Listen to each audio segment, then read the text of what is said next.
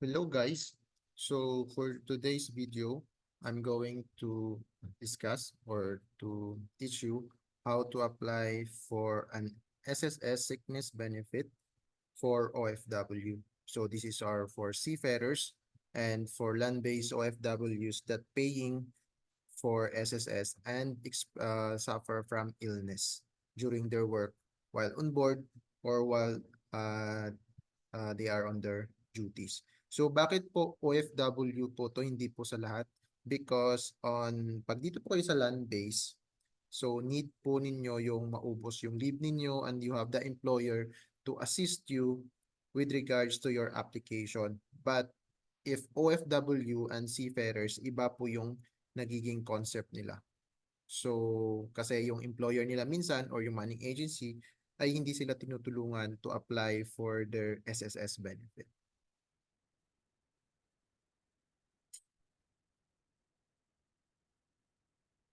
So, the very first important point in applying for SSS benefit, sickness benefit, is you create an online account and you have a disbursement account uploaded in your account sa SSS. Then number two, we going to discuss several terms that really affects your benefit under the SSS. So una po is quarter. So when we say quarter, it refers to 3 consecutive months ending in March, June, September, or December. It means sa isang taon, si SSS is meron siyang 4 na quarter. So January to March is first quarter, second quarter yung April to June, July to September is third quarter, and October to November are fourth quarter. So kung merong 4 na quarter, kailangan rin po natin kunin yung semester. So semester po is referred to 2 consecutive quarter ending in the quarter of contingency. So ano po ba yung ibig sabihin ng ending in the quarter of contingency? For example po is nagkasakit kayo or nag-start yung illness nyo ng September.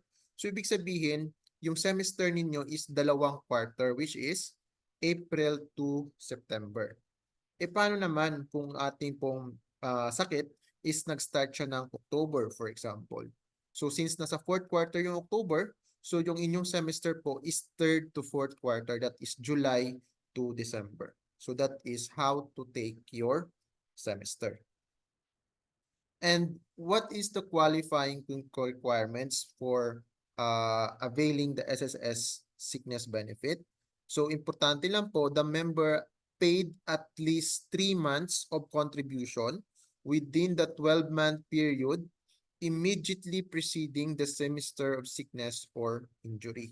So medyo may confusing dito, sir, is the word immediately preceding the semester. So ano po bang ibig sabihin po nun? For example, ito po yung calendar from 2022 July to January to December 2023. For example, si member is nagkasakit po siya ng October, doon nag-start yung kanyang illness. So yung kanyang semester is July to December, that is the third and fourth quarter. So dapat po, hindi po bibilangin ni SSS yung binayad po ninyo from July to October, kung saan kukunin po niya yung ito po yung 12-month period. So dapat may at least 3 months po kayo na contribution immediately preceding the semester. So yan po yung ibig sabihin ng immediately preceding. Hindi po niya isasama yung bilang ng semester nyo, kundi paatras po siya ng 12 months. So pag may 3 buwan po kayong binayad, you are qualified for the SSS sickness benefit. So next is your average daily salary credit. So ito naman po yung factor para kunin po yung ating how much you will be receiving sa SSS, yung daily allowance na makukuha po ninyo. So para kunin po yon, pagsasamahin po dito the sum of 6 highest MSC in the 12-month period immediately preceding the semester of contingency divided by 180. So again, nag-appear ulit yung word na immediately preceding. So ano po ba yung MSC? So MSC po or monthly salary credit is yan po yung round off ng sahod po natin depende po sa bracket or depende po sa binabayad ninyo. So meron po siyang specific na MSC po doon. So you can look for the table of SSS to view po kung ano po yung MSC. Pero you have to note po na yung current SSS table po is up to 30,000 po yung MSC doon. Pero in applying for sickness benefit, the maximum MSC po is 20,000 because the maximum for regular contribution is 20,000 po. Above 20,000, ang dumadagdag po doon is your WISP or the Worker Investment Saving Program, which is mandatory pag lumagpas po yung sahod ninyo sa 20,500 na MSC. So, for example, let's assume na nasa maximum po kayo, nasa 20,000 ng regular contribution. So, for example, nagkasakit yung member ng October. So, to take his sickness benefit, kukunin muna natin yung semester niya, which is July to December. So, ngayon, since kailangan natin kunin yung 12 months, okay, so that is your 12-month period. So, kukunin natin.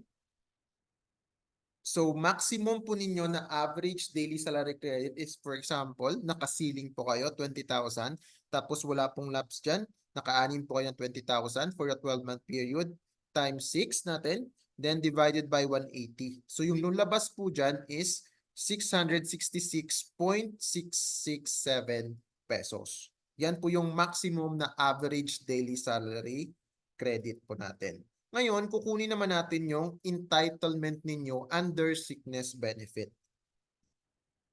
So, the entitlement of member is your average daily salary credit times number of days times 90%. So, 666.667 times 90% times 1 day is equal to 600 pesos po yung maximum entitlement ng member sa kanyang sickness benefit. So, what are the requirements naman po to apply for your SSS benefit? So, una, syempre po, kailangan nang ganyan nyo ng online account. Again, doon at my disbursement account kayo. Then, what you need is to prepare for the SSS Sickness Benefit Application Form, the SSS Medical Certificate Form, the Affidavit of Undertaking, which is unique for OFWs, and all medical reports, lab results, and doctor certifications. And last po is the master's report for the seafarer, statements of facts, para rin po sa seaman, or accident or incident report from the country kung saan po kayo nagkasakit or kahit dito sa Pilipinas, yung mga accident and incident report. So makukuha nyo po yung tatlong form sa website po ng SSS. So, pwede nyo pong gamitin yung link na nakikita po nyo sa screen niyo, or you can search sa inyong search bar sa Google or other online browser, the SSS downloadable forms. So, free nyo po yung mada-download at makikita po ninyo yan sa website ng SSS. So, make sure na yung inyong certificate po na ida-download is as per the website. At tapos malalaman nyo rin po pag ngayon, currently, 2015 po yung year ng inyong form. So alam niyo po yung kailangan, SSS Sickness Benefit Form, a medical certificate, affidavit of undertaking, all your medical reports, master's report, and even your certificate of final medical assessment. Ngayon po, nakuha nyo po na yung requirements. So, ano po ba yung sickness benefit application form? Pag pumunta po kayo sa website, you will encounter this 4 po sila. Kasi yung una po niyan, ang nakikita nyo sa screen nyo is yung form na kailangan yung i-file sa SSS. Tapos, may attachment po yan na 2 instruction. So, bali 4 po siya. Pero ang required nyo lang i-file is yung nakikita ninyo sa screen. Okay po? So, first, para to guide you po, ito yung sa first page na kung saan the member is required to fill out the required data. You can require your SSS number, kung meron kang CFMA, kung meron kang CRN, your date of birth, and your personal data. At syempre po, very important, updated po yung inyong mobile number or contact information. It's either email address at saka yung mobile number or telephone number po. Very important po yan in applying for your benefit. Ngayon, dito naman po sa kasunod ng first page, kung nakikita po ninyo yan, sir, you also need to require on that, and ito po yung isang form na yan. So ilalagay niyo po dyan, kung yung sakit po ninyo, yung case po ninyo sa sickness is through illness, so SSS po siya. Pero pag yung sakit po ninyo is caused by accident or caused during your work, pwede nyong i-check rin yung EC. Then lagay niyo po kung sino po yung name ng last employer ninyo at kung anong taon kayo nag-separate sa employer ninyo. Dito naman po sa bank name ganyan, since meron na po kayong uploaded na disbursement account, your DAM or disbursement account is suffice the requirement kahit hindi nyo na po siya i-fill out. Then, you sign the document po. Ngayon, dito naman po sa sunod po niya, parang malapit na po sa last part, is makikita mo po, this part po is kailangan nyo po siyang, after nyo ma-fill out, dadalhin nyo po sa attending physician po ninyo. Kasi sila po yung maglalagay po ng inyong data po dyan. So ilalagay nila kung ilang araw at kung ano yung diagnosis ninyo. Kasama po ninyong isasama yung SSS medical certificate. So sickness benefit application form saka yung SSS medical certificate form. And then last po dito sa last second page, yun lang po, lalagay niyo lang po yung SS number nyo saka data, okay na po yan. And then make sure po that you read the instruction. If may naguguluhan po kayo sa instruction na to, you can always look naman po sa instruction na nakikita ninyo sa attachment nito. Pero all in all, yun lang po importante. You fill out the data, you uploaded the requirements, especially your online account and disbursement account, tapos papirmahan nyo po sa attending physician. Now naman po, dito naman po yung SSS medical certificate. So dito po, ang gagawin na po ni member is yung upper part lang po yung kailangan niyang lagyan. SSS number niya saka yung pangalan. Then the rest po to be filled out by attending physician kung sino po yung tumingin sa inyo. So kasama po yung SSS na sickness benefit form. At sa second part din naman po niya, ganun din. Your attending physician are the one to fill out this form. Wala po yung gagawin. I-fill out nyo lang po yung SS number sa pangalan, then bigay nyo po sa doctor. Then they are the one na magsasabi kung kailan nyo po pwedeng kunin yung inyong certificate. Then the affidavit of undertaking po is supposed to be kasi kailangan po ninyo ng certificate of separation from your employer. Pero for example, sa case ng seaman, minsan nahihirapan silang kumuha nun. Or yung walang non-advance payment. Or di kaya for example, pag land-based OFW ka, nahirapan ka nang kunin yon sa inyong employer sa ibang bansa. So to suffice that requirement, so affidavit of undertaking will be the one para po ma-cover pa rin po yung required na separation na yon. So ito po is ino-notarize ng member that applying for sickness benefit. So again, this form again po is downloadable po siya sa SSS. It's free to download. Kung saan, ito lang po, ilalagay nyo lang po yung data ninyo dyan. Then, after po nun, ilalagay nyo po dito sa others kung ano yung reason kung bakit hindi mo kayang kumuha ng certificate of separation or non-advance payment is because contractual worker po kayo. So, yun po yung always ang case ng seaman or ng land-based. Contractual-based worker po kayo. Then, dito po sa last part, ipanotary nyo po yung accomplished form. Kailangan po siya naka-notarize before nyo po siya i-submit sa SSS. Then, gagawin nyo po dun, sir, since, for example, is na fill out nyo na yung SS benefit form, medical certificate, tapos napirmahan na rin siya ng doktor na ibalik na sa inyo, tapos yung affidavit of undertaking po ninyo is na-sign na, na rin, na notarize. Pagkatapos, meron na po kayong CFMA, your medical reports, lahat po. Ngayon, gagawin po natin is isa-scan nyo po siya at i-merge yung file. So, bakit i-merge ninyo? So, sabihin ko po on the little while po. So, for example, wala po kayong scanner or nahirapan po kayong maghanap ng scanner or wala po kayong scanner sa bahay ninyo, pwede po ninyong utilize or gamitin yung mga application na scanner sa inyong smartphone. Like for example, yung cam scanner So, pwede nyo po siyang gamitin to scan your documents. Ang importante lang po dito talaga, sir, is malinaw at maayos yung pagkakascan po ninyo. Huwag po ninyong gawing tabingi, like my explanation sa my prior video, o di kaya kulang po yung file. So, dapat malinaw. Okay po. Tapos, makikita po yung buong form para hindi po kayo pabalik-balikin ng SSS. Then, for example, nag-exceed yung file mo, for example, o for example, nag-awatak-watak yung file mo. So, pwede naman po ninyong i-compress o di kaya i-merge yung inyong attachment using the online website. Like for example, small PDF po. This is free website na pwede nyong i-compress or pwede nyong i-add yung mga documents ninyo.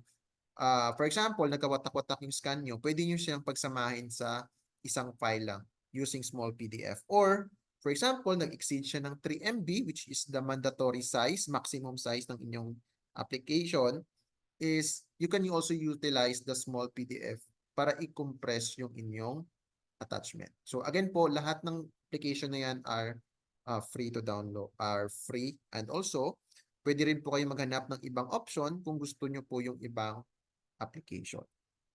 So bakit in-merge natin, sir? Kasi tatlo lang po yun. For example, tatlo lang po yung available na pwede nyong i-attach doon. So kailangan natin pagsamahin yung inyong file para hindi po magkulang yung filing ninyo.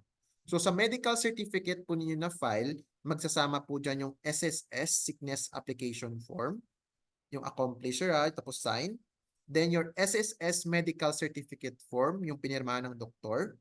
Tapos yung Certificate of Final Medical Assessment or CFMA, hindi po yung fit to work, sir, kundi yung Certificate of Final Medical Assessment. Kung ano ba talaga yung assessment ng doktor nangyari sa'yo. Tapos, pag sa case po ng seaman or sa case po ng OFW, again, master's report, accident report, or statement of fact. So, pagsasamahin nyo po yan siya, sir, i-merge nyo sa isang file which is your medical certificate. Then, pangalawa po is your hospital and medical record. So, ang magsasama naman po na file dyan is all your medical reports and then hospital or lab result po nung kinunan po kayo. So, kailangan po pagsamahin niya kasi for example, sa case ng seaman, pag na medical report po kayo, marami po kayong medical report. So, kailangan po magkasama po yan lahat. So, you can request that to your manning agency. Yung pangatlo po, is separated na po yung affidavit of undertaking. So, separate file po siya. So, isa lang po siya pero separated.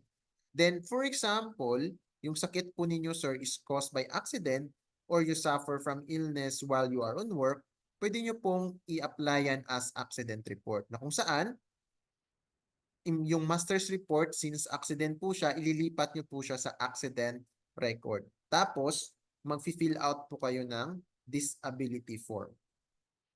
So, doon naman po, ilagay nyo lang po yung pangalan ninyo, tapos i-attach nyo po yung accident or incident report. So, that will suffice the requirements. Kasi paano po yan? Pag pumunta po kayo sa inyong pag pumunta po kayo, for example, may online account na po kayo, gagawin nyo po is you go for the benefits. Ito po yung makikita nyo sa screen niyo later on. Then, apply for sickness benefit. Then, pag pinuntahan nyo po yung cursor dyan, ito po yung lalabas. Diba? Magkikita nyo po dyan yung pangalan ninyo, tapos yung requirements. Dapat daw, again, sir, kompleto po yung inyong documentary requirements. Updated yung contact information ninyo. And then, kung dapat meron po kayong disbursement account, which is, yan po yung sinasabi ko kanina na from the start. Kasi pag hindi po yan kompleto, sir, hindi po kayo makaka-proceed ng inyong sickness benefit application. Then, for example, kompleto kayo, may disbursement account, updated yung contact information, we proceed with your application. So, pag nag-proceed po kayo, ito po yung lalabas sa pag-apply po ninyo. The start of sickness is kung saan date po naka-indicate sa inyong medical certificate or kung kailan po kayo umuwi ng Pilipinas. For example, dumiretso kayo ng hospital. So, yun po yun. Then, sa confinement or location, depende po yan, sir, kung na-admit po kayo. Kung hindi po kayo na-admit, then home po yung inyong confinement. Then, for example, home confinement po kayo, hindi nyo na po kailangan maglagay ng date of discharge. Then, the days number po, the days na acclaim po, kung ano po yung nilagay sa inyong medical certificate, yan po yung ilagay niyo. Then the attending licensed physician, makikita nyo po yan sa inyong medical SSS medical certificate. Nakalagay rin po doon. Then, for example, let's assume na hindi siya accident at hindi siya happen during work. So, not caused by accident po siya. So, gagawin po natin, hindi siya work-related. Then, you click your bank account and then, were you employed the member at the time of sickness? Siyempre, yes po natin siya. Kasi employed po kayo as a OFW. So ngayon, nalagay nyo na po yung kailangan na data, kung kailan kayo nag-start, ilang days ang nakalagay sa medical certificate, indicated po ng physician number, then we go to proceed the application. So pag-proceed po natin, since sickness po siya na hindi caused by accident, 3 attachment lang po yung kailangan ninyong i-attach. Kaya po kanina, in-explain ko kung bakit kailangan nating i-merge at be mindful sa size ng ating attachment. So, minerge natin yung medical certificate kasi kailangan po siya. Certificate of Affidavit Undertaking, saka hospital record. So, 3 lang po yung attachment dito. So, ngayon, baka mamaya hindi nyo scan, hindi nyo na-merge, kulang pa rin yung record niyo, ibabalik at ibabalik ni SSS, i-disapprove niya po yan. Kaya again, scan at immerge po natin yung file natin, medical certificate, the affidavit of undertaking, and your hospital record. Then for example, na-upload nyo po siya, kompleto, na-upload.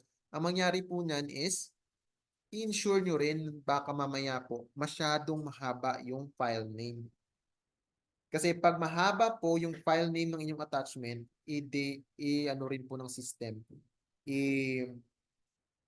i-deny. For example, nag-download ka, naka-default yung name niya na parang crumble na words. So, with numbers, pa minsan sobrang haba, i-deny po siya ng system. So, dapat po, maayos po yung file name ng inyong attachment. So, yun po yun. Mas better, lagay yung pangalan mo, tapos medical certificate, for example. Pangalan mo, affidavit of undertaking. Pangalan mo, hospital record, para mas mabilis siyang makita rin ng SSS personnel. So, dapat tulungan din natin yung SSS na hindi mahirapan sa ating application para mabilis nilang ma-approve yung ating benefits. Paano naman kung ang inyong sakit is caused by injury? Same pa rin po, sir. Same pa rin po yung pag-apply ninyo kanina. Ang mababago lang po dito is dito, sir. Since again, dahil injury ka, kung anong nakalagay po doon, same din. Ang magkaiba lang po dito, sir, is since caused by accident siya, ilalagay nyo po as yes as work-related. Basta make sure nyo lang po, sir, no, na nasa trabaho po kayo nangyari po yon. Usually sa OFW ganun po, especially sa seaman. Pag nangyari po sa inyo yon, you are at your work. So ano pong mag-iba again? Kasi dito po, as you click proceed, 4 na po yung inyong i-upload, which is the EC supporting documents or yung accident form, yung SSS disability form, saka accident report. So yun po yung kasama dyan, sir. So again, pagkasamahan niyo po sa medical certificate for the catch-up again po and recap, the SSS sickness benefit form, the SSS medical certificate, and then your certificate of final medical assessment or CFMA. Sa inyo naman pong certificate of affidavit of undertaking, so na-explain ko na po kanina, you can download sa SSS, ipanotarize po natin. Sa hospital record, yan po yung mga medical reports niyo at lab result niyo kung kailangan. At sa EC supporting document, accident report kung accident, kung hindi, yung master's report niyo isasama niyo sa medical certificate. If caused by accident, yung accident report, master's report will be on the EC supporting document, kasama po yung SSS disability form na pwedeng yung i-free na download sa website din ng SSS. So reminders po when are applying for SS benefits or no, in the event na may hospitalization po kayo. For example, na-admit kayo, tapos lumabas po kayo, di naging OPD na po kayo. Or for example, naging OPD muna kayo, tapos inadmit kayo for some operation, then dinischarge kayo, tapos nag-OPD ulit kayo or outpatient para sa check-up po ninyo. So, mangyayari po niyan, si SSS will approve first your hospital or OPD na confinement ninyo or whichever comes first. For example, nauna po yung OPD, si OPD muna yung ang ibibigay niya. Then later on, ibibigay niya rin yung i-refine nyo ulit yung hospitalization. So, gawin nyo lang, for example, is, yun nga, you will refile your claim para makuha nyo po yung inyong remaining sickness benefit. So, baka mamaya, binigay sa inyo ng 60, so 30, okay na kayo doon. So, pwede pang i-refile yan, sir, yung iba ninyong araw na hindi pa nabibigay ng SSS. And once you upload the documents required, tapos kompleto po siya, you can check the status of your application after 3 to 5 working days. Depende po yan sa case ninyo at depende sa assessment ng SSS. Pero usually po, 3 to 5 working days.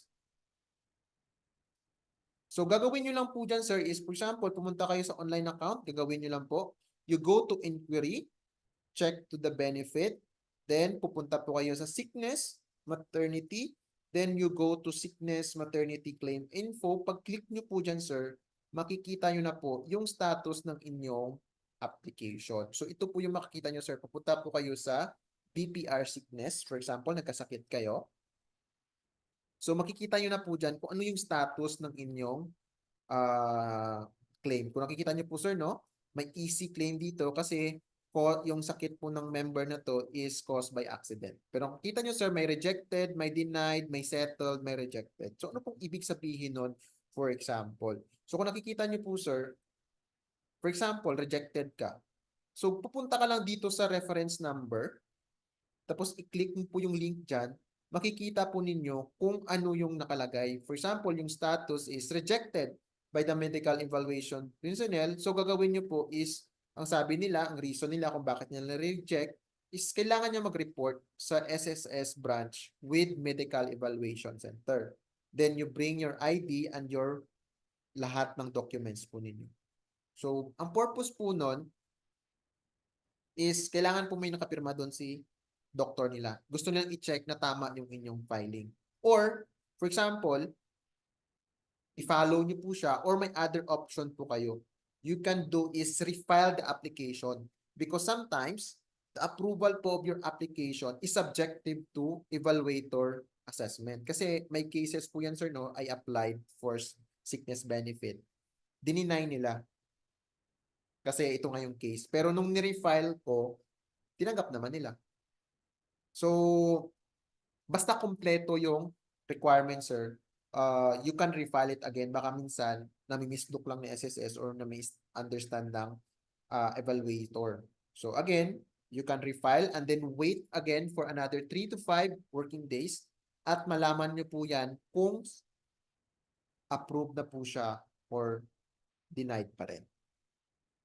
If, for example, nabigyan ka ng initial claim, for example, 30 days nung binigay ni SSS sa'yo ng sickness benefit.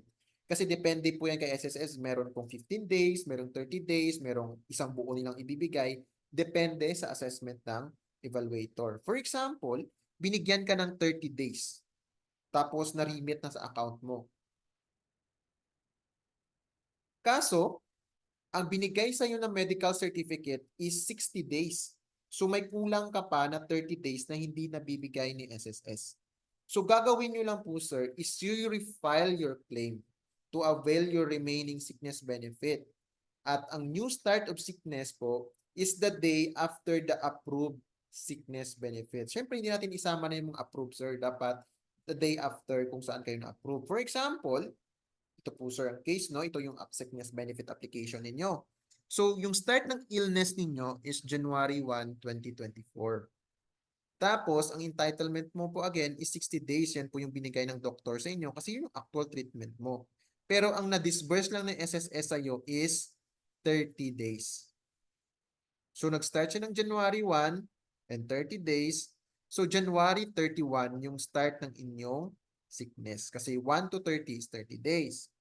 Then, same pa rin, ilalagay mo po yung remaining days, hindi na po 60 days, 30 days na kasi baka i-deny ng SSS po yan. And the attending licensed physicians are the same naman po procedure. Yan lang po nagbago. The start of sickness and the numbers of days na kiniklaim po natin. And what you will gonna do is i-attach nyo lang po yung the same attachment ng application ninyo. Walang mababago.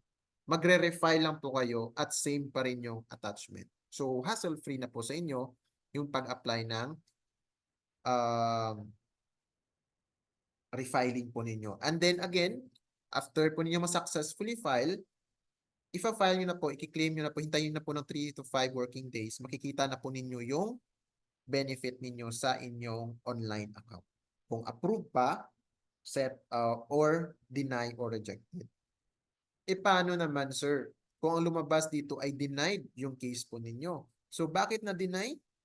Kasi po, because you already granted maximum allowable confinement for your sickness or injury. So ano pong ibig sabihin nito? Kasi sa SSS po, may sarili po siyang libro na binabasihan kung gaano katagal yung treatment ng member. For example, is nagkaroon ka ng gallstone na operation. For example, ganyan. Yung binigay sa'yo 60 days. Pero sa assessment ni SSS, sa libro nila, is 30 days lang gagaling ka na sa inyong sakit. So pag ganun po yung case, ang usually ginagawa ni SSS is sinusunod nila yung kanilang libro tapos ilalagay nila denied.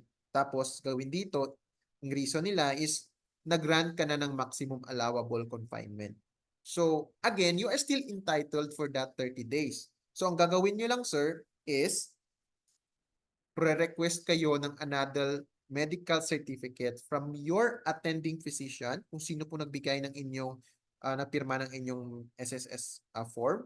Tapos, maghingi ka doon ng certification, sir, that you are still entitled for an extended sickness benefit kasi nga, yun, the doctor will be the one to reason. Basta valid po yung diagnosis o reason. Or for example, kailangan pa niya mag-continuous treatment kasi kailangan pa siyang monitor, ganyan. So, depende po yon sa ilalagay po ng doktor. Basta, again, request kayo ng another medical certificate that you are still entitled for that extended sickness benefit. So, gagawin nyo, idadagdag nyo lang yun po, sir, yung another medical certificate doon sa inyong hospital record or doon sa medical certificate ninyo para makita ng SSS na meron kayong bagong attachment. And then later on, SSS will assess and they will provide you your benefit depending on their assessment.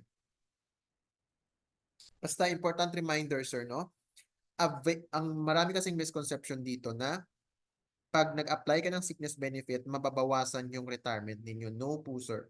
Availing your SSS sickness and EC benefit does not affect your retirement benefit kasi iba man yung computation doon, sir. So, on my next video, I will explain how to maximize your retirement benefit. So, for now, we'll focus on the sickness benefit. So, again, sir, you apply for sickness benefit because after the COVID, ano na po, natanggal na po yung state of emergency sa Pilipinas, SSS re-implement the deadline of sickness benefit application under circular number 2023-008. So ito po yung nakalagay, sir. So dapat pag OFW ka, mag-file ka ng claim ninyo 60 days sa OFW po. Kasi dito, sir, land-based po nakalagay dito. Pero iba kasi yung case ng seaman kasi yung case kasi ng seaman is hindi sila binibigyan ng medical certificate hanggang di pa tapos yung employment, yung kanilang treatment. So usually, yun po yung nangyayari. Pero pwede nyo pong i-request para mag-file po kayo. Pero ano po bang mangyayari dito pag hindi po kayo nag-file ng sickness benefit ninyo? Ang mangyayari kasi niyan, sir, for example, nag-lapse po sa mga araw na dapat nag-file kayo, babawasan ni SSS yung inyong benefit. Kasi ang point nito is para in case na nakalimutan po ninyong i-apply yung SS benefit ninyo. For example, nagkasakit ka ngayon, then after 6 months mo pa siya final. Kasi, for example, tinatamad ka lang or for your own valid reason na hindi siya valid para kay SSS, mangyari, habang tumatagal yon, ibabawas-bawasan ng SSS yun hanggang sa ma-zero na lang yung qualification ninyo. So, sayang yung makukuha po ninyong benefit, which is again, the maximum is 600 pesos per day. So, kung napansin nyo, sir, maliit lang siya, no? 600 pesos per day. Pero again, sa maliit na yon, doon naiipon rin, sir. Meron kami nag-file dito ng, again, 60 days, for example. So, 60 days times 600, that is 36,000 na sickness benefit, like sickness allowance din.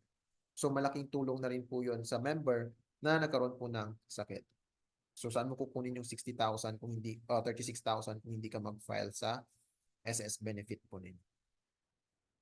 So, again po, sir, I hope this video helps you. At again, sir, create online account, apply for your sickness benefit, and thank you for watching and have a great day.